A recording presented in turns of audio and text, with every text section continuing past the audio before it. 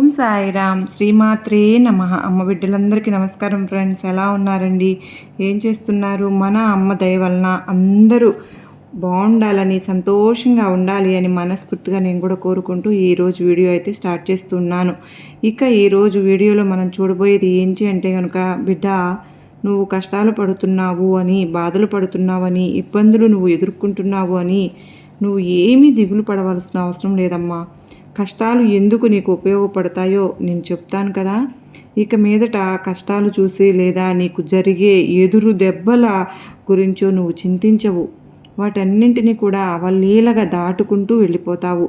ఇక నీకు చింత బాధ అనేదే ఉండదు. ఒక నిజం చెప్పనా, దెబ్బలు తిన్నది శిల్పం అవుతుంది. ఆలయాన్ని వెలిసి పూజలు అందుకుంటూ ఉంటుంది. గాయాలు పాలైన వేదురు వేణువుగా మారుతుంది. చేదరింపులకు గురైన గొంగళి పురుగు అందమైన సీతాకోక చిలుకగా అవతరిస్తుంది. నలిగి కరిగిన గింజలే కడుపు నింపుతాయి.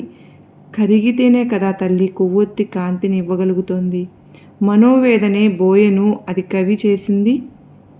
దుఃఖానికి మూలం ఏమిటే అన్న చింతనాత్మకం దిగులు సిద్ధుని బుద్ధుడిగా మార్చింది. అరణ్యవాసం చేసేందుకే శ్రీరాముల వారు జీవనగాథ రామాయణ ఇతిహాసంగా మారింది.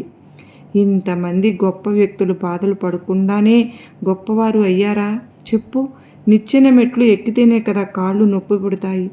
అనుకుంటే ఉన్నత శిఖరాలు అవరోధించేది కూడా ఎలా, ఉన్నత శిఖరాలు ఎక్కేది ఎలా చెప్పు? అవి అవరోధాలను జంకితే సాహసాలు చేయలేవు బిడ్డ. దాని తలపై అనేక దెబ్బలు తగిలితేనే మీకు లోపలి వరకు దిగుతుంది. అప్పుడే ఒక వస్తువు, ఒక చెక్క ఏదైనా సరే కానీ బలంగా నిలదొక్కుంటుంది. హోరు గాలులు చెట్లకు మొక్కలను దశ నుంచి కుదిపి కాపాడేసేయటం వల్లే అవి మట్టిలో మరింత శక్తివంతంగా పాతుకుపోతాయి. ఆ తరువాత ఎదురయ్యే భీకరమైన తుఫాన్లు కూడా అవి తట్టుకొని గట్టిగా నిలబడతాయి. మట్టిని పెగిలించుకుని చిగురు తొడిగిన అంకురం ఒక పెద్ద రాయి పడినా ఆ చిన్న మొక్క బండ కింద వంగి ఎదుగుతూ ఉంటుంది. ఆ తరువాత మళ్ళీ లేచి నిలబడుతుంది. విల్లు వంచితేనే కదా బాణం అవుతుంది, ముందుకు దూసుకుపోతుంది. అలాగే మండితేనే ముందడుగు పేలుతుంది. అపజయాలకు లొంగితేనే అబ్రహం లింకన్ అగ్రదేశానికి అధ్యక్షుడు అయ్యేవారా చెప్పు? 100 సార్లు ఓటమి పాలైనందుకు చింతించి పట్టుదలని వదలని థామస్ ఆల్వా ఎడిసన్ విద్యుత్ దీపం కనిపెట్టేవారా? తల్లి నువ్వే చెప్పు. సవాళ్లే మనిషికి రాయి నాటు తెలుస్తారు. చిన్నప్పటి నుంచి కష్టాలు పాలైన శ్రీకృష్ణుడు ఏనాడు అయ్యో నాకు కష్టాలే అని బాధపడలేదుగా. చిరు మందహాసాన్ని చెదరనివ్వలేదు. జీవితాంతం బాధల పాలు అయినప్పటికీ శ్రీరాముల వారు ధర్మాన్ని అసలు విడవలేదు. వైఫల్యాలు వనరుల్లాంటివి. వాటి సానుకూలంగా దుఃఖృతంతో జీవన పురోభివృద్ధిని వెలిగించాలి బిడ్డ, వినియోగించుకోవాలి కూడా. సమస్యలు వస్తూ ఉంటేనే సమస్యలు వాటికి అంశాలకు, పరిష్కారాలకు మార్గాలు, కొత్త దారులు చూపుతూ ఉంటాయి. అవరోధాలు, అపజయాలు, కష్టాలు మనసుపై కొంత ప్రతికూల ప్రభావం చూపుతాయి. తద్వారా మనిషి ఆరోగ్యాన్ని పాడు చేస్తూ కూడా ఉంటాయి. ఒక్కోసారి అది మంచికేనని ఆలోచించే స్థాయికి మనిషి ఎదగాలి. నువ్వు కూడా ఎదగాలమ్మా. శరీరం వ్యాధిగ్రస్తం అయినప్పుడు తెల్ల రక్తకాలు పట్టుకొచ్చి శత్రు కారాగారిలో పోరాడుతాయి. అదే రీతిన మనసు బాగాలేనప్పుడు తెలివి రంగంలోకి దూకి మనిషిని అప్రమత్తం చేస్తుంది. ఇదంతా సహజంగా జరిగే ప్రకృతి సమస్య, ప్రకృతి చరిత్ర తల్లి. ఇవన్నీ తెలియాలి అంటే మనిషి మనసు స్థితిగతులను తెలుసుకోవాలి. వాటిని సూక్ష్మంగా తెలుసుకుని సూక్ష్మ స్థాయిలో జరుగుతున్న దాన్ని గమనించడం అలవర్చుకోవాలి. ఆధ్యాత్మిక సత్యాలు, వైజ్ఞానిక వాస్తవాలు కేవలం గమనింపు ద్వారానే బయటపడతాయి. కష్టాలు, కడగండ్లు చుట్టుముట్టినప్పుడు సహజంగానే మనసు దుఃఖంగా మారిపోతూ ఉంటుందమ్మా. ఒక్కోసారి కోపం కట్టలు తెచ్చుకుని వస్తూ ఉంటుంది. ఫలితంగా విచక్షణ జ్ఞానం కోల్పోయి సంఘర్షణ మొదలవుతుంది. అది అంత సంఘర్షణ మొదలయ్యి ఆ బలహీన క్షణాల్లో జరుగుతున్న దానిని జాగ్రత్తగా గమనిస్తే అంతటి కోపం చైతన్యంలోకి ప్రతిరూపమైన నీకు తేట తెల్లనవటం నీ మనసుకే తెలుస్తుంది. అవునమ్మా అవును. ఇదంతా కూడా నువ్వు ఏదో సమస్యను ఎదుర్కోవాలని బాధపడుతుంటే జరుగుతాయా చెప్పు? జరగవు. కనుక నీ మనసులోని మర్మం, మనసులోని మెదడులోని ఒక ఆలోచన పురుడు పోసుకోవాలి. తరువాత దాని నిర్మాణం రూపుదిద్దుకోవాలి. అప్పుడే ఒక పథకం అనేది తయారవుతుంది. ఆరంభం ఎక్కడ ఏమిటి అని చూస్తే అది మెదలిక ఒక ఊహే అవుతుంది. అది ఊహ అవుతుందని నీకు అర్థమవుతూనే ఉంటుంది. ఆలోచన ఎప్పుడు కూడా పుట్టినా అది ఎంతో శక్తివంతమైనది.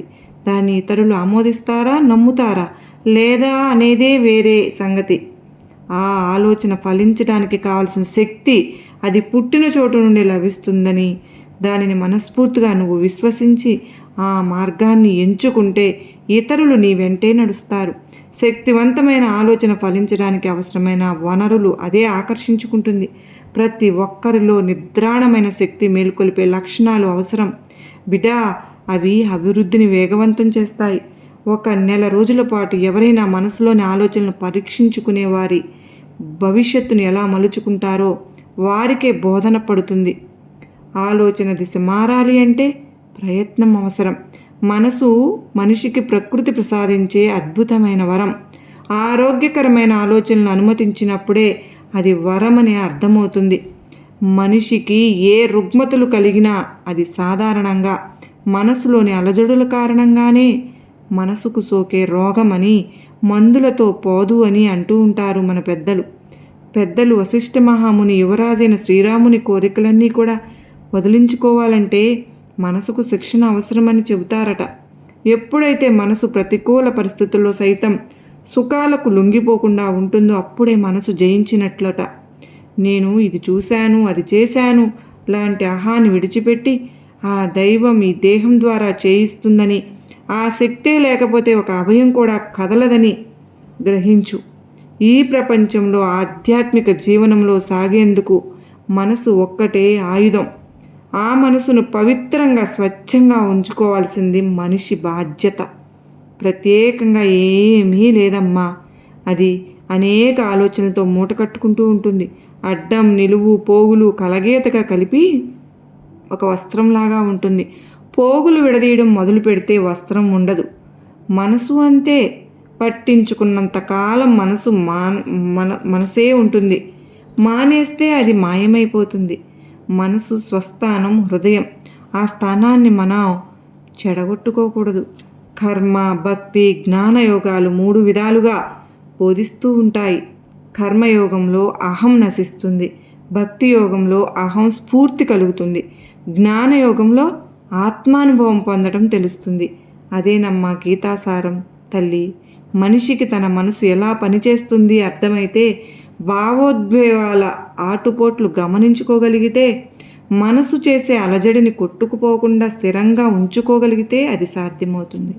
ఆ స్థిరత్వాన్ని నువ్వు పెంపొందించుకోవాలి. ఎప్పుడు కూడా దైవ నామస్మరణలో మునిగి ఉండాలి. నీ మనసును నీ కట్టుబాట్లలో ఉంచుకోవాలి. నీకు అంతా శుభమే జరుగుతుంది. ఈ దుర్గమ్మ అనుగ్రహం నీకు కావాలి అంటే నమ్మకంగా ఉండు. అంతా మంచే జరుగుతుంది బిడ్డ. నీకు నా ఆశీర్వాదములు ఇస్తున్నాను తల్లి అని మనకు అత్యద్భుతమైనటువంటి సందేశాన్ని మన అమ్మవారు మన కోసంగా ఇచ్చారు కదా ఫ్రెండ్స్. మరి ఈ సందేశం మనందరికీ కూడా నమ్మకాన్ని, ధైర్యాన్ని కలిగించింది కదూ. నచ్చింది కదూ. నచ్చింది అనుకున్నవారు ప్రతి ఒక్కరూ కూడా ఈ వీడియోకి చిన్న లైక్ అయితే ఇవ్వండి. అలాగే మన ఛానల్ని ఎవరైతే మొదటిసారిగా చూస్తున్నారో ప్లీజ్ అండి తప్పకుండా సబ్స్క్రైబ్ చేసుకుని మీకు వీడియో నచ్చినట్లయితే మరికొంతమందికి షేర్ చేయండి. అలాగే మరో చక్కని అమ్మవారి సందేశంతో మరలా మీ ముందుంటాను. అంతవరకు అమ్మవారి కృపా, కరుణ, కటాక్ష వీక్షణాలు మనందరిపైన నిండుగా మెండుగా ఉండాలి అని ఆ తల్లిని నేను వేడుకుంటూ మరలా కలుసుకున్నంత వరకు అందరికీ నమస్కారం అండి.